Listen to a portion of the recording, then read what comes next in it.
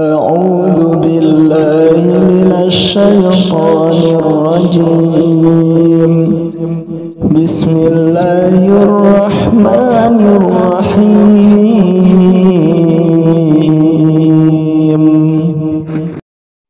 Baik teman-teman sekalian, para ustadzah, para pejuang-pejuang Al-Quran yang dimuliakan oleh Allah Subhanahu Wa Taala. Jadi buku Iqra ini ada 6 jilid. Ada 6 jilid. Kalau untuk bapak-bapak, kalau seminggu sekali pertemuan itu agak lama. Ataupun ibu-ibu yang mau belajar Al-Quran ya. Tapi bagus, ini sangat bagus. Kalau selesai 6 jilid ini, kalau ini udah mateng, sangat mateng. Ada semuanya Tahsin Utsmani ya. Tahsin Utsmani cuma 3 jilid, itu cepat 3 jilid. Itu juga bagus. Ya seperti itu. Punya Ustadz Effendi Anwar ya. Ustadz Effendi Anwar.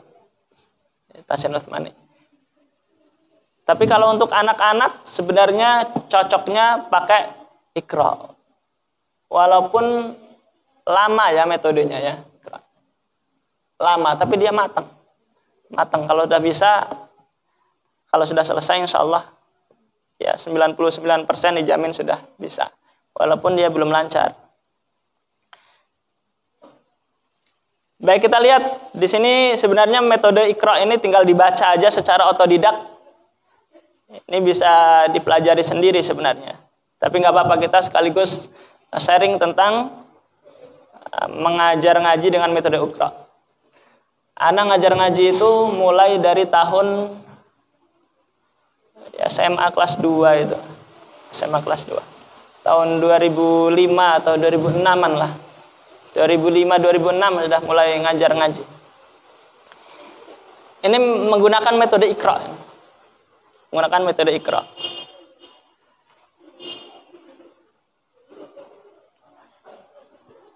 Oh ya, tafadhol.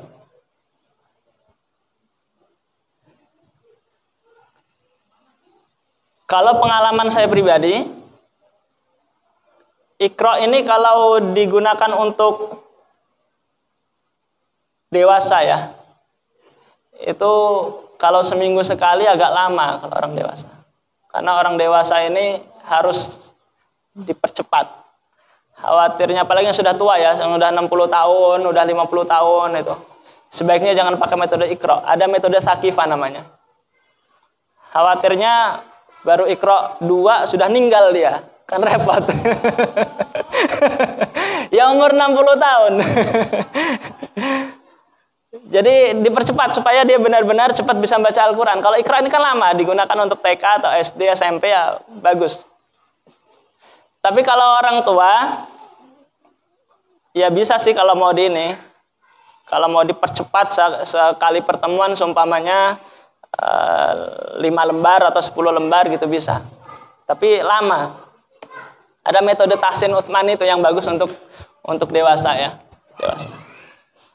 Kalau untuk orang tua, yang itu Tahsin Utsmani. Kalau ini untuk anak-anak. Kita juga buka rumah Quran di Bandar Lampung itu pakai anak-anak pakai Iqra ini. Metodenya pakai Iqra. Karena anak juga mengelola rumah Quran Riayah ya, yang berada di belakang Unila, itu pakai ini. Dan alhamdulillah udah banyak yang Al-Quran. Tapi anak-anak kecil, anak-anak TPA.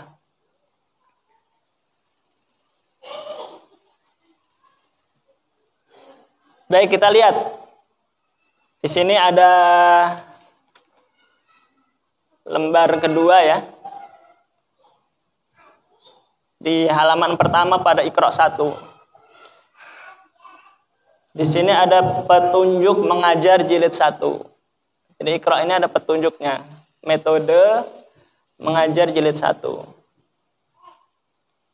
Jadi yang pertama kita menggunakan sistem. Jadi sistemnya di sini disingkat dengan CBSA atau cara belajar santri aktif.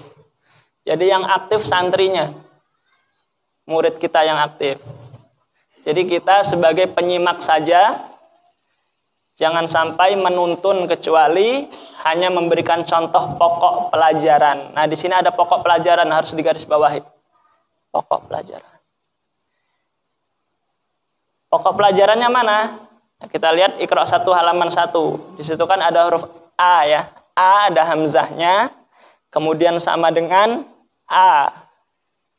Nah, itu kita sampaikan dulu, kita kasih contoh yang benar. Nah, itu disebut dengan pokok pelajaran. Ya, pokok pelajaran. Nah, di sini ada instruksinya. Bacaan langsung A, ba, dan seterusnya. Tidak perlu diurai atau dieja. Bacalah dengan suara pendek. Baik, ini di sini ada keterangannya. Kalau dulu kan kita waktu metode Baghdadi ya, atau metode Bakiroati ya, turutan ya Bu ya, itu kan dieja dulu. Alif fathah A gitu ya, ba fathah ba, atau kalau orang Jawa alif dijabar A gitu. Kemudian apa lagi? Alif dijer I gitu. Atau alif di atas A. Itu agak ribet buat anak-anak. Jadi metode Iqra ini lebih memudahkan. Jadi langsung dibaca saja, dikasih contoh yang betul. Huruf A, dia makhrajnya dari pangkal tenggorokan. Dibuka mulutnya, A, A, A. Kita dulu yang ngasih contoh ya. Jadi kalau seumpamanya kita di depan ini ada murid, suruh ngelihat mulut kita sambil dilihat tulisannya. A. Huruf apa? A. 3 kali ya minimal diulangi. A. Jadi nanti dia ngikuti. Nah, ini huruf A. Kemudian yang sampingnya, samping kirinya, itu ada huruf A. Diulang lagi ya, huruf A. Kemudian yang kedua huruf Ba. Jadi dua huruf di sini. Dua huruf. Ada 2 huruf. Kemudian di halaman berikutnya ada 2 huruf juga. Jadi huruf yang sebelumnya tadi diulang. Huruf ba ini diajarkan yang betul. Kalau bila perlu, kalau orang dewasa dikasih tahu makhrajnya, tempat keluarnya. Huruf ba dari 2 bibir. Ba,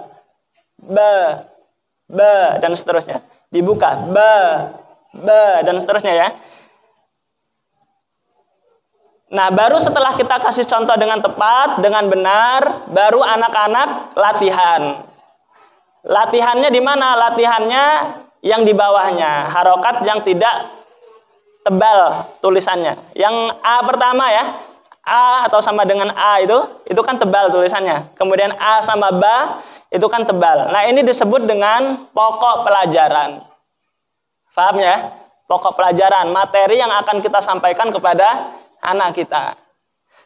Jadi kalau sudah betul-betul paham dia, udah A, ba sama A sudah paham, A bentuknya ini, kemudian ba bentuknya seperti ini, ada titiknya di bawah, baru kita lanjut ke halaman berikutnya. Itu untuk metode Iqra. Jadi ada pokok pelajarannya. Kalau sudah paham, udah hafal, dia dilanjut. Jadi dikasih tahu dulu ya. A, guru harus memberikan contoh. Jangan suruh langsung baca. Nanti kalau suruh langsung baca ditunjuk ini nggak tahu dia. Malah dibacanya 1 katanya. Dikira angka 1. Karena memang ada yang berpengalaman seperti itu. Jadi dikasih tahu dulu, baru murid mengikuti. Yang ini saja yang dikasih tahu, yang di bawah tidak perlu dikasih tahu. Jadi nggak kita ikuti ba, A, ba enggak. Jadi sudah cukup pokok pelajaran saja yang kita kasih tahu. Jelas sampai sini? Baik, jelas ya. Itu disebut dengan pokok pelajaran. Ada pertanyaan sebelumnya? Kita tanya jawabnya sambil berjalan aja, nggak apa-apa. Iya, silakan.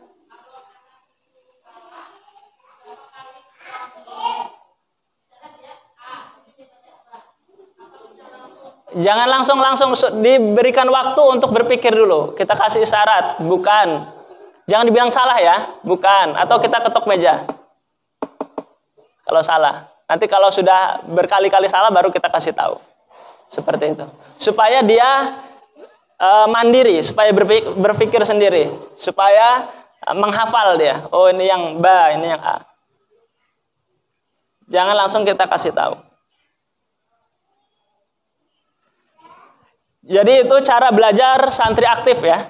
Kemudian selanjutnya metode privat. atau sistem privat. Yang B ya, privat. Privat itu artinya satu murid, satu guru. Satu murid, satu guru. Jadi enak kalau privat, sebenarnya lebih enak. Gak apa-apa anak-anaknya banyak tapi maju satu-satu. Seumpamanya 10 orang maju satu-satu.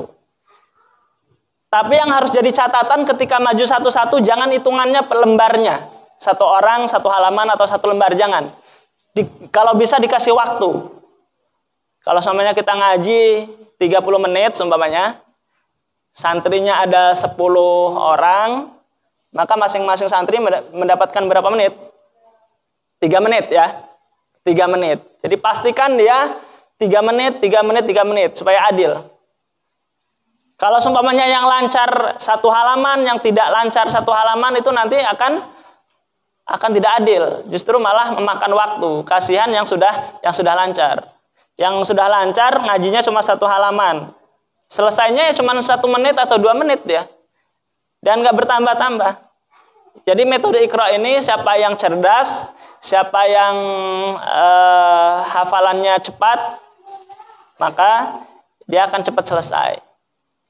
Jadi jangan per halaman ya, jangan per lembar. Kalau bisa pastikan dibagi waktunya. Kalau santrinya 10, kita belajarnya seumpamanya 1 jam, berarti berapa? 6 menit. 6 menit ya. Itu kalau privat. Jadi 1 orang 1 guru. Atau banyak orangnya tapi maju satu-satu. Kemudian catatan, bila klasikal santri dikelompokkan berdasarkan persamaan kemampuan atau jilid. Atau klasikal ya, klasikal itu 1 kelas.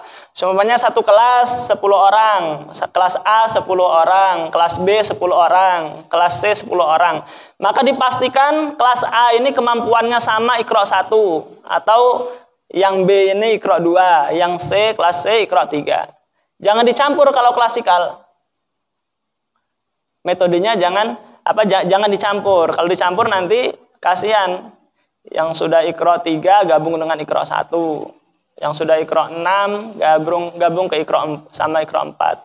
Jadi kemampuannya harus dipisahkan. Tapi memang bagusnya pakai privat ya, pakai privat, satu-satu maju. Model seperti talaki ya, satu-satu. Jadi sekali lagi, pas pokok pelajarannya ketika maju itu dikasih tahu dulu. Minimal 3 kali ya. Sebagaimana Malaikat Jibril alaihissalam mengajarkan kepada Nabi Muhammad SAW. Iqra ya, Iqra, kemudian Iqra bismi rabbikal ladzi khalaq. Dikasih tahu 3 kali. 3 kali minimal.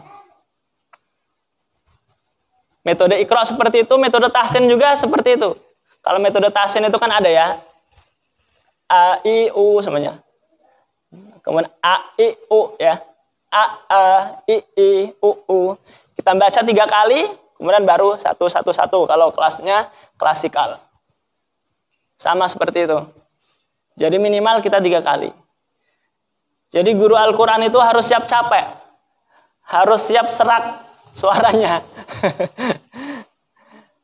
Kalau sehari 4 tempat ngajar itu luar biasa, capek. Bisa serak suaranya. Tapi insya Allah mudah-mudahan bernilai pahala yang melimpah di Allah Subhanahu Wa Taala. Amin. Ada pertanyaan tentang privat atau klasikal? Tapi lebih utamanya adalah privat. Ini catatannya bila klasikal atau buka kelas. Kemudian yang selanjutnya asistensi. Tahu ya asistensi ya, kita harus punya asisten. Kalau seumpamanya kita punya murid nih, ada 60 orang, kita sendiri yang ngajar, itu kan memakan waktu ya. 60 orang, kita sendiri yang ngajar, paling kalau 1 jam ya, 1 menit 1 orang. Nah harus ada asistensi, maksudnya apa? Maksudnya yang Iqra 6, yang sudah Iqra 6 harus mengajari yang Iqra 1. Jadi yang sudah Iqra 6, yang kira-kira kita anggap dia ini bacaannya sudah bagus, maka harus mengajari yang Iqra Iqra 1 yang kecil-kecil. Suruh membantu kita. Tapi kita pastikan dia sudah bagus yang Iqra 6 ini. Kalau Iqra 1 kan mudah ya. Yang pertama membantu kita supaya waktunya tidak habis. Kemudian yang kedua, mendidik dia supaya dia juga nanti menjadi guru Al-Quran. Jadi hikmahnya seperti itu. Jadi kalau seumpamanya kelas SMP, kelas SMA itu kan sudah bagus baca Qurannya. Nah, kita minta dia suruh ngajari adik-adiknya yang masih SD kelas 1, SD kelas 2 seperti itu. Supaya membantu kita, kemudian sekaligus mengajarkan dia cara mengajar. Ya, mudah-mudahan dengan seperti itu, murid yang kita ajarkan, dia juga akan mengajarkan Al-Quran ke generasi berikutnya, ke adik-adiknya. Jadi itu asistensi ya.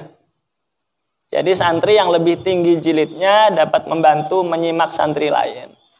Paham sampai sini? Sudah diterapkan ini, yang ini? Asistensi, sudah ya? Kalau kita sudah ini, karena kalau muridnya banyak, ngajinya habis asar sampai maghrib, kalau muridnya 60, satu orang 5 menit seumpamanya itu kan habis waktunya. Satu guru itu idealnya 15 sebenarnya. Ya tergantung waktunya, Ustaz. Tergantung waktunya kita belajar itu berapa jam. Tapi satu murid utamakan 5 menit ya. Iya, satu orang 5 menit. Satu orang 5 menit. Jangan kurang dari 3 menit lah, 3 menit ke atas lah. 4 menit atau 5 menit. Jadi satu orang 5 menit. 5 menit itu lumayan lama. Jadi kalau 1 jam berapa murid? Ayo berapa? 1 jam 6 ya. 1 jam 6 orang. 12 orang. Ya 12 orang. 1 jam 12 orang. Jadi kalau bisa ya paling banyak itu kelas kita itu 1 murid, 1 guru itu 10 lah. 1 guru 10. Kita juga ngajar di masjid-masjid seperti Masjid Ad-Du'a itu buka tahsin juga. Untuk bapak-bapak tapi ya. Itu kalau 1 kelompok sudah lebih dari 10 orang udah nggak kondusif. Anda tuh ngajar 1 kelompok kemarin itu ada sekitar 18 orang. Itu sudah nggak kondusif. Apalagi waktunya hanya ya, 1 jam, apalagi setengah jam. Di sini 20 anak, 1 kelas. Gurunya 1. Kalau bisa gurunya 2 enak. Tinggal dibagi 2 kelompok aja. Tapi kalau waktunya banyak, 20, waktunya 2 jam, insya Allah nggak apa-apa. 1 jam ya. Tapi kepegang insya Allah ya. Kurang maksimal tapi tetap. Iya. Jadi ngajar Al-Quran juga sebenarnya jangan terlalu banyak materi yang di ini. Intinya istiqomah setiap hari. Kalau kita ngajar itu Sabtu, Ahad, libur. Mulai dari Senin, Selasa, Rabu, Kamis, Jumat, kita masuk ngaji. Jadi tiap hari harus ngaji dengan Iqra, metode Iqra. 4 hari, seumpamanya 1 anak dapat 1 lembar seumpamanya ya. 1 harinya 1 lembar seumpamanya.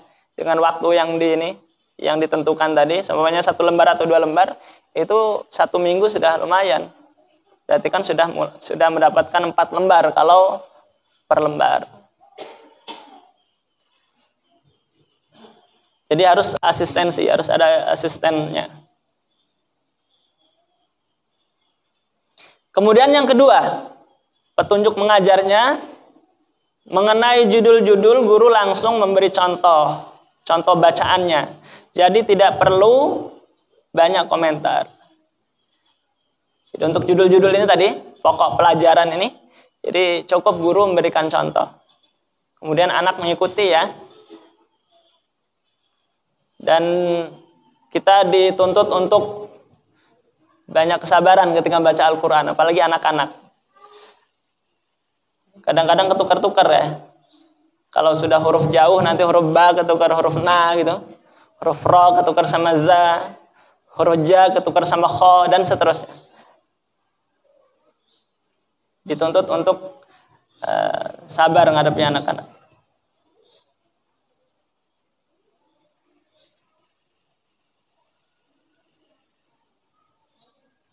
Baik, yang ketiga, sekali huruf dibaca dengan betul, tidak boleh atau jangan diulangi lagi. Jadi kalau anak sudah latihan ini, sudah bacanya betul, ya sudah lanjut aja, jangan diulang-ulang. Semuanya anak sudah baca ba, ya lanjut berikutnya. Jangan minta diulang. Karena nanti latihan ba itu ya banyak, sangat banyak ya. Kalau sudah betul jangan diulang-ulang. Yang ulang kita saja di awal tadi, di pokok pelajaran. Jadi kalau sudah latihan, sudah betul, suruh lanjut-lanjut aja. Jangan suruh ulang.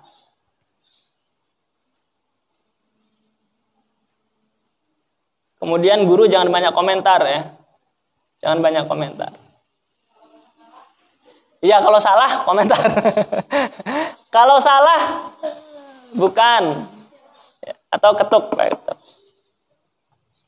Berikan isyarat. Baik, selanjutnya.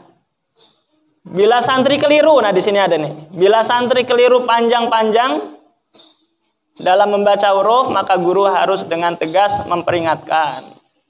Seumpamanya bacanya a, ba, kan biasanya anak-anak kayak gitu ya.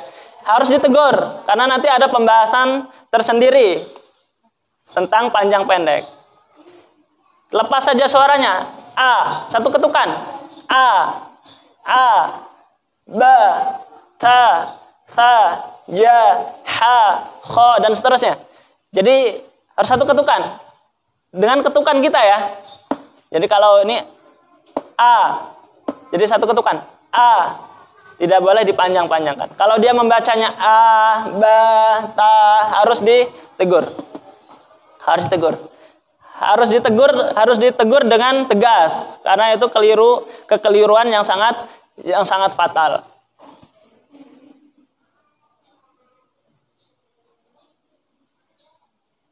Kemudian selanjutnya, bila santri keliru dalam membaca huruf, cukup betulkan huruf-huruf yang keliru saja. Dengan cara, yang pertama adalah isyarah atau isyarat ya. Dengan kata, awas, salah, awas, dan seterusnya. Stop, dan sebagainya. Atau pakai ketukan. Kalau salah huruf. Seumpamanya huruf ba dibacanya na, ketok. Ketok, berarti salah. Atau kita menegurnya dengan awas, ya, berarti kurang tepat bacanya. Kemudian selanjutnya, bila dengan isyarat masih tetap keliru, berilah titian ingatan. Umpamanya santri lupa huruf za. Ustadz cukup mengingatkan titiknya, yaitu bila tidak ada titiknya dibaca ro. Dan seterusnya. Bila masih tetap lupa, barulah ditunjukkan bacaan yang sebenarnya. Seumpamanya huruf za dibaca ro. Seumpamanya huruf za dibaca ro. Dia tetap bacanya ro, padahal huruf za. Kita ingatkan, awas ada titiknya. Bukan ro, ada titiknya. Biar dia mengingat sendiri. Atau sebaliknya ya. Huruf za dibaca ro semuanya. Ini ada titiknya. Kalau tidak ada titiknya, ro, dan seterusnya. Kalau dia tidak nyambung juga baru kita kasih tahu ini huruf za ya, za, ro, dan seterusnya.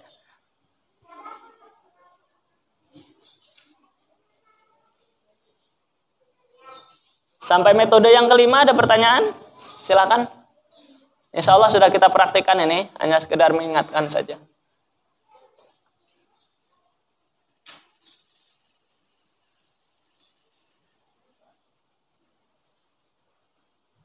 Kita lanjut metode terakhir.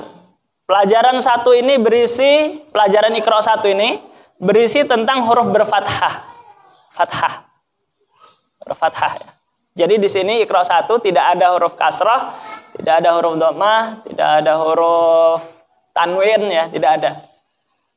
Jadi semuanya huruf hijaiyah yang di fathah. Belum ada huruf sambung.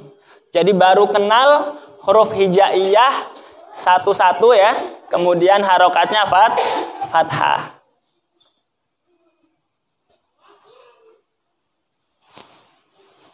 Jadi kalau santri belum menguasai jilid 1 ini, jangan sampai dinaikkan ke Iqra 2. Kalau hijaiyahnya masih belum hafal betul, seperti tadi ro ketukar za ketukar da ya, kha masih ketukar huruf dengan ja, jangan dinaikkan ke Iqra 2.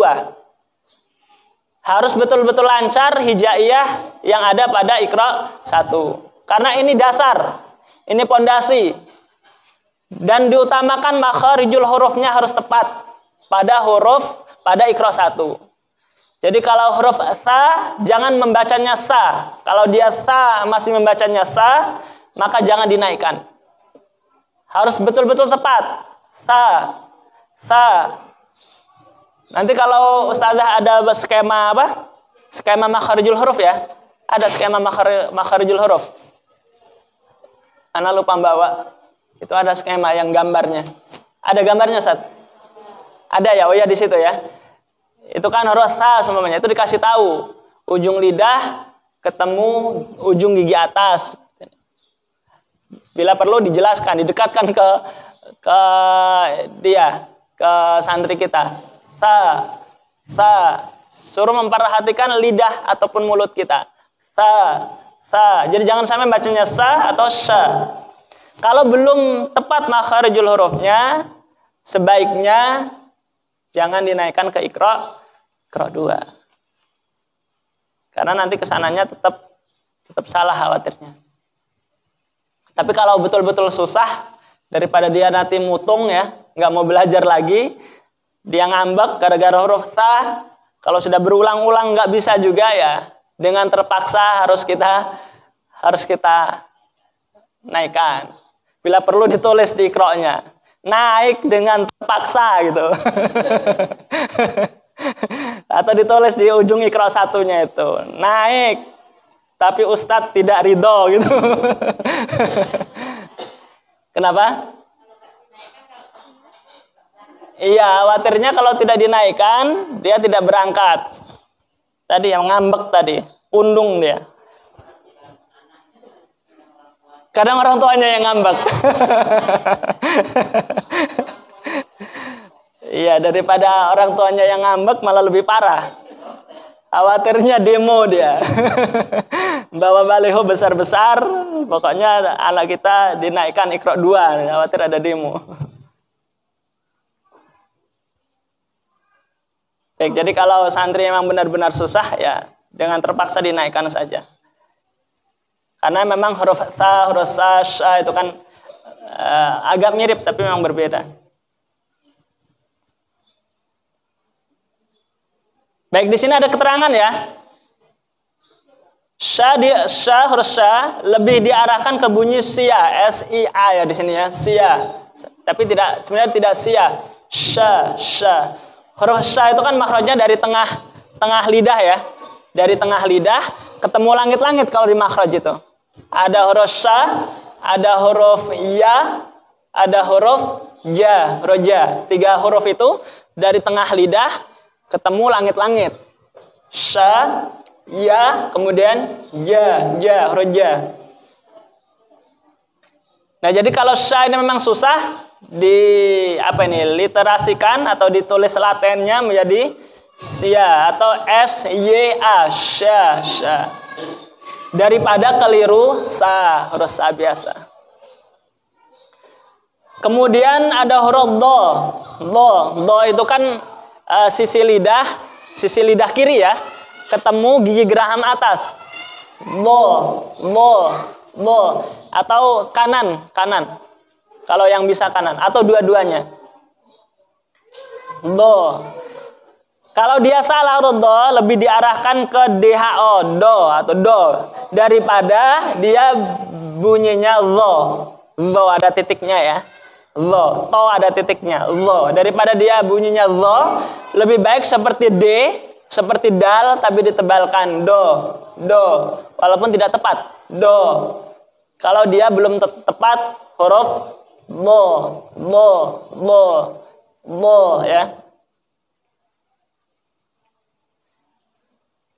Karena huruf ini orang Indonesia tidak punya. Huruf tha itu kan nggak punya orang Indonesia ya. Punyanya kita sin biasa, Saya. Tidak ada saya gitu kan, nggak ada. Saya mau pergi ke pasar kan nggak ada. Saya mau pergi ke pasar. Pakai S biasa. Kalau sin biasa itu kan mudah orang Indonesia. Tapi kalau sya kita tidak punya. Sama aja, saya, tidak ada seperti itu. Saya. Jadi harus sering dilatih orang Indonesia yang tidak punya huruf-huruf Arab seperti ini. Huruf dha, kita tidak punya dha ya. Huruf dha.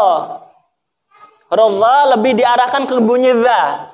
Karena ada 3 huruf yang satu makhraj. Jadi ada huruf dha, dha, tha. Itu kan tiga huruf itu kan makhrajnya sama ya, tapi sifatnya berbeda. Jadi dha itu ujung lidah ketemu ujung gigi. Dha, dha. Kemudian tha, dha, dha, tha. 3 huruf itu makhrajnya sama. Jadi huruf dha lebih diarahkan ke bunyi dha. Dibaca dengan bibir agak maju. Di sini. Dha. Kalau dha kan tidak maju ya. Dha. Kalau dha kan huruf isti'la kalau bahasa kitanya. Dia huruf yang termasuk huruf yang lidah ke langit-langit ya. Dha.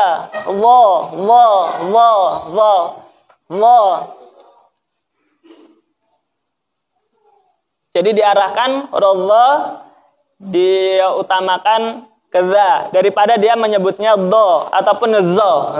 Salah ya. Jangan za, tidak mendesis. Jangan sampai za. Tidak tepat. Yang tepat adalah lo. Jangan za. Huruf z, huruf zai tapi dimonyongkan zo. Salah. Lo. Yang terakhir, kalau santri kita menyebut huruf qa susah, maka lebih diarahkan bunyi ko, huruf k sama o. Ko. Tapi jangan dihamaskan ya, tidak boleh ko. Jadi k bukan, ko bukan. Ko bukan. Tapi ko. Atau huruf q sama o. Ko. Karena huruf ko sama k itu satu makhraj dari pangkal lidah. Jelas ya? Insya Allah kalau ditanya makhraj sudah di dalam kepala semua. Jangan di luar kepala ya. Kalau di luar kepala hilang. Jadi kalau ditanya makhraj harus di dalam kepala semua. Huruf qa makhrajnya dari mana? Dari pangkal lidah. Qa. Huruf k dari pangkal lidah. Huruf ra dari mana huruf ra? Huruf ra dari mana makhrajnya? Ra. Ujung lidah bertemu dengan langit-langit bagian paling belakang. Jadi langit-langit ada bagian belakang, nanti ada bagian depan. Ro. Kalau la dari mana huruf la? Ujung lidah ketemu huruf la. Yang kayak pancing, la. Ujung lidah ketemu langit-langit, la, ya. Kalau fa, huruf fa.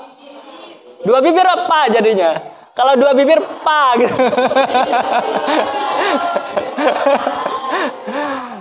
Jadi bukan fitnah, jadi fitnah nanti. Fa. Gigi atas, fa. Ketemu bibir bawah bagian dalam. Fa. Itu harus di dalam kepala ya, jangan di luar kepala. Nanti ada skema makhrajnya, insyaallah.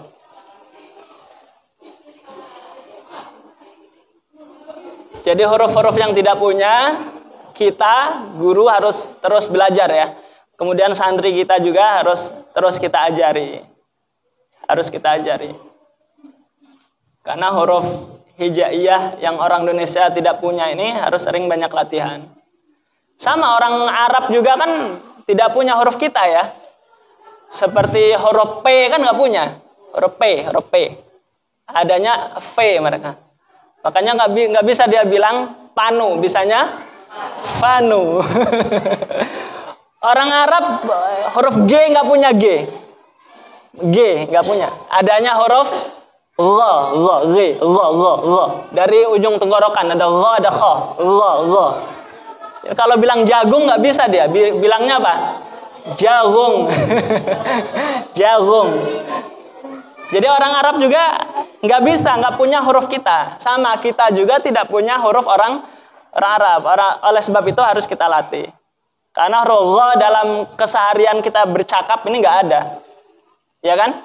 Kita ngomong bahasa Indonesia itu tidak ditemui huruf gha. Ngomong dari pagi sampai sore, ngomong terus, nggak ada satu kata pun yang ada huruf gha-nya. Tha, sya, do, lo, tidak ada. Za, tidak ada. Apalagi? Gori. Gori ya. Gori. Orang Arab gak bisa ngomong gori. Bisanya gori. Gori. Tapi Syekh Ali Jabir itu Masya Allah ya. Beliau bahasa Arabnya sudah fasih. Karena beliau belajar, kemudian ya sering ngomong Indonesia. Jadi Syekh Ali Jabir sudah bagus bahasa Indonesianya, Masya Allah. Baik, selanjutnya yang ketujuh, bagi santri yang betul-betul menguasai pelajaran dan sekiranya mampu berpacu dalam menyelesaikan belajarnya, maka bacanya boleh diloncat-loncat, tidak harus utuh sehalaman. Jadi kalau santri sudah hafal, mana yang ba, mana yang ta, nggak harus sampai baris terakhir. Boleh hanya 3 baris gitu, untuk menyingkat waktu. Boleh hanya 2 baris, 3 baris, yang minimal setengah halaman. Alhamdulillahi Rabbil Alamin.